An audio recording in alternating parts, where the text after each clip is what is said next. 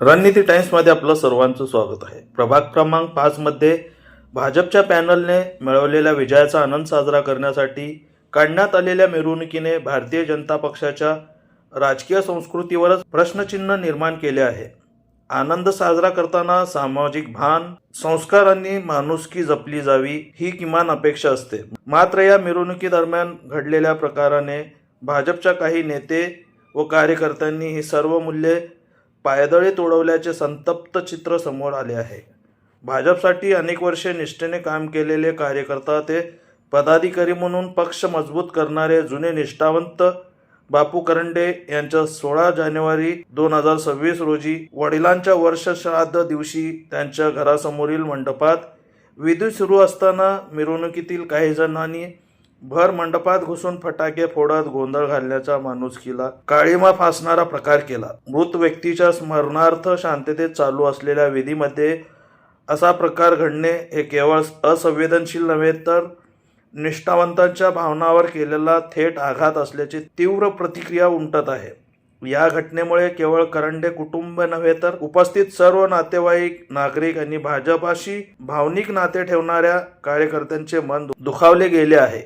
भाजपमध्ये निष्ठावंतांची किंमत उरलेली नाही का?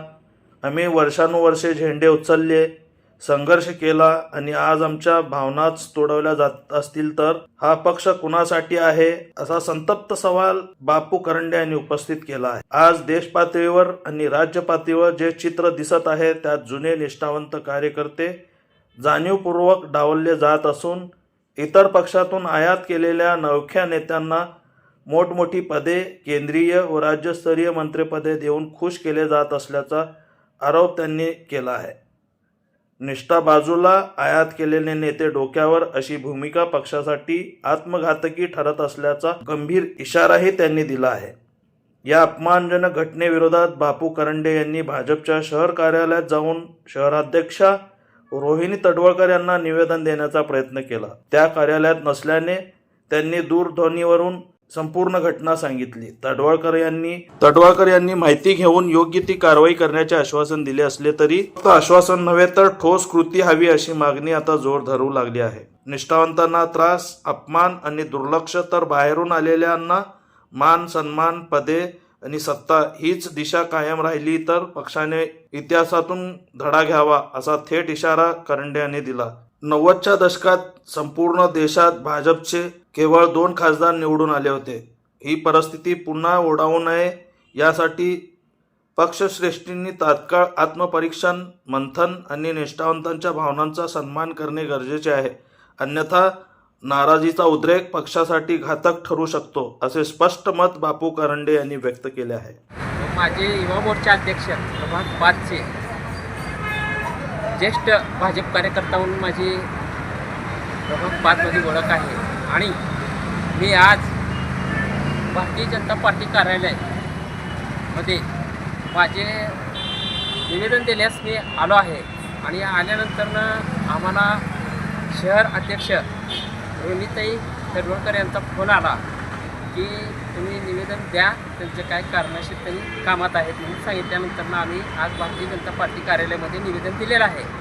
निवेदनाचा विषय असा आहे की 16/1/2026 या रोजी माझ्या वडिलांचे वर्षश्राद्ध होते व माझ्या घरासमोर मंडप मारला होता.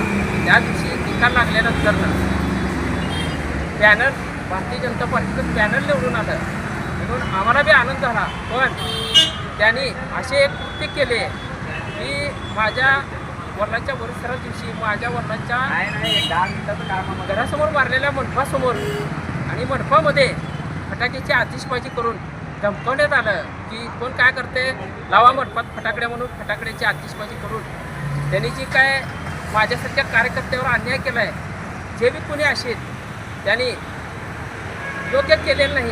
हे माणुसकीला काळीमा फासणारी गोष्ट केली. माझ्या आया बहिणी त्या मंडपात उभारल्या होत्या, त्यांच्या अंगावर फटाकड्याच्या ठिणग्या पडल्या आणि माझ्या मंडपाच्या कापडाला बी ठिणग्या पडल्या. अशा प्रकारचं हे कृत्य केल्यामुळं मी त्या दिवशीच जाहीर निषेध केलेला आहे. कारण मला भारतीय जनता पार्टीचा मी जुना कार्यकर्ता असल्यामुळं मी आज माझ्या हे पार्टी कार्यालय नसून आमच्यासारख्या कार्यकर्त्याचा श्वास आहे म्हणून मी इथं न्याय मागायला आलेलो आहे.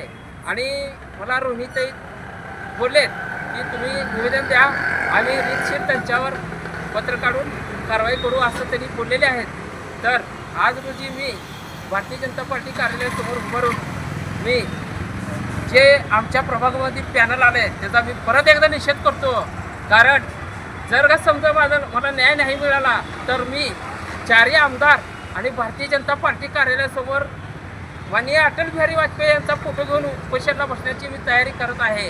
तर लवकरात लवकर मला ह्याचा न्याय मिळावा, अन्यथा मी पुढे जाऊन अजून पुढचे पाऊल उचलावं अशी अपेक्षा न धरता त्यांनी मला न्याय देऊन मला योग्य ते रीतीने मला व्यवस्थितपणे त्यांनी न्याय देऊन माझ्यावर व्यवस्थितपणे माझी म्हणणं ऐकून घेऊन मला योग्य ते न्याय मिळावा हेच माझ्या कुटुंबाकडून मागणी आहे.